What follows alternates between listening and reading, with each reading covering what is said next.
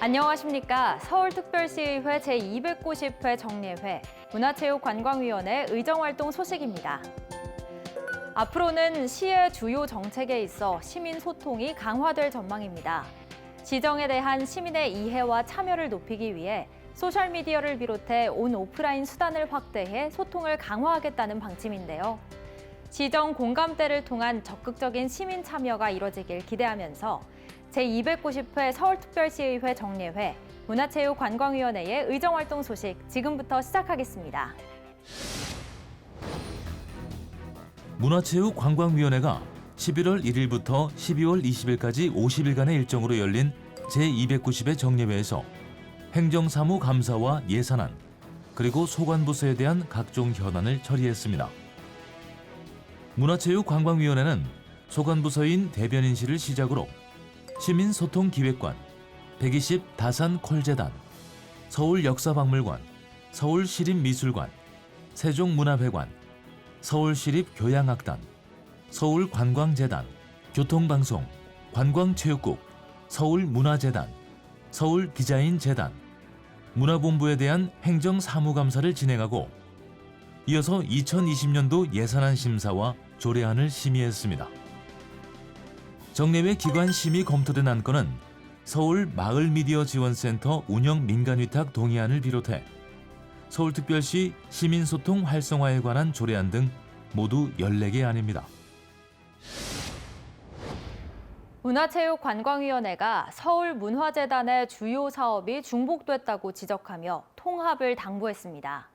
서울디자인재단에 대해서는 정체성이 모호하다는 지적이 제기됐는데요. 이 밖에도 어떤 논의가 이뤄졌는지 계속해서 문화체육관광위원회의 의정활동 소식 살펴보겠습니다. 문화체육관광위원회가 소유권 분쟁을 겪고 있는 도니문 박물관 마을 사업에 대해 강하게 질타했습니다. 문화체육관광위원회는 11월 14일 열린 문화본부 소관 행정사무감사에서 도니문 박물관 마을 진행 절차가 불법적인 상황에 놓일 수 있다고 질타했습니다. 토지가 물론 사용권을 승인을 받아서 사용을 하고 있지만 소유권이 아직 넘어오지도 않은 상황이에요. 그러면 빠른 시일 내에 토지 소유권에 대한 잡음을 잠재우려고 해야 되는 거 아니에요? 도니문 박물관 마을은 애초 근린공원 부지로 지정되었으나 도시재생 사업이 시작되면서 2015년 서울시가 문화시설로 변경하였고 종로구는 문화시설 내 기존 건축물은 서울시에 귀속하되 토지 소유권은 종로구로 귀속한다고 명시하면서 서울시와 종로구의 토지 소유권 갈등의 불씨가 번지기 시작한 상태입니다. 도니문 박물관 마을 내에 조성 예정인 근대계양기 시민사 체험관 설립에 대해서는 연구용역 예산을 문화본부의 예산이 아닌 기획조정실 예산으로 편법 사용한 문제가 지적되었습니다. 이 추진계획이 세워지자마자 가칭 계양기 시민사 체험관 조성 운영 방안 연구 용역이 됩니다. 계약 기간이 8월 29일부터 12월 20일까지 5천만 원짜리. 한편 문화체육관광위원회는 서울 시민들의 혈세가 쓰이는 문제인 만큼 모든 법적 행정적 절차에 하자가 없도록 해결해 줄 것을 촉구했습니다. 문화체육관광위원회가 120 다산콜재단의 낮은 응답률을 질타했습니다. 문화체육관광위원회는 지난 11월 26일 열린 2020년도 시민소통기획관 소관 예산안 심사에서 120 다산콜재단이 재단 출범 이후 응답률이 70% 수준까지 떨어지고 통화가 되지 않는다는 시민들의 불만이 빗발치고 있다고 지적했습니다. 민원을 지금 이제 의뢰를 했어요. 민원 처리 결과 통보율이 몇 퍼센트가 됩니까? 그 당사자에게 통보. 근데 연락이 답신을 하도록 돼 있어요. 안 왔다는 얘기를 좀 많이 들려요. 그런 연결고리도 제대로 지금 못 하시면서 어떻게 좀 천만 시민의 120을 하겠다고. 저조한 응답률의 원인으로 지목된 상담 시스템 교체에 대해서도 관리가 제대로 이루어지지 못하고 있다고 지적되었습니다. 다산콜재단이 지금 몇 년이나 됐습니까? 11년 되었습니다. 11년 동안 시스템 관리를 제대로 못 해가지고 그 시스템에 자꾸 문제가 있었다라고 이렇게 지적을 당합니까?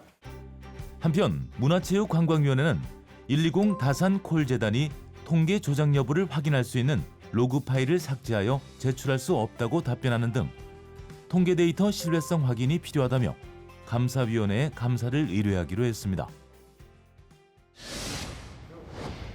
좋은 공연과 전시를 편하게 즐기고 이웃들과 마을 모임을 열 수 있으며 서울시정에 참여할 수 있는 공간이 있습니다. 바로 서울시청 지하 1, 2층에 위치한 시민청인데요. 시민청에서는 무엇을 즐길 수 있는지 시민 리포터가 찾아가 자세히 알아봤습니다. 함께 보시죠.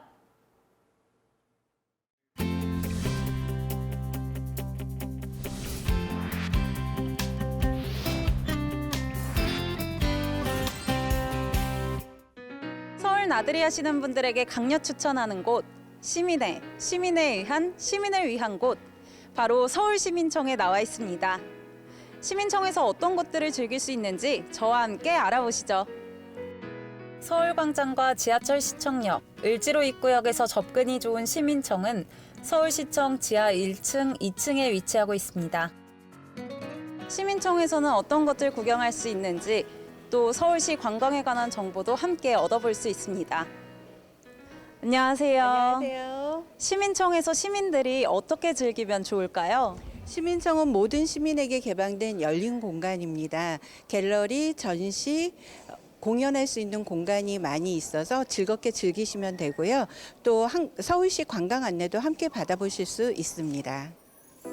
6면의 미디어월이 갖춰진 담벼락 미디어에서는 영상도 보고 자유롭게 시민들이 휴식을 즐길 수 있습니다. 경청의 마당이라는 시민청의 정체성을 대변하기 위한 소리 갤러리, 서라운드 시스템의 청음 시설이 구비되어 있는 소리 전시 공간도 있습니다. 서울시청 건립공사 중 출토된 조선시대 군기시 및 근대 건물지 유구 45기와 조선시대 화포인 불랑기자포 등 150여 점의 군기시 관련 유물들도 만나보세요.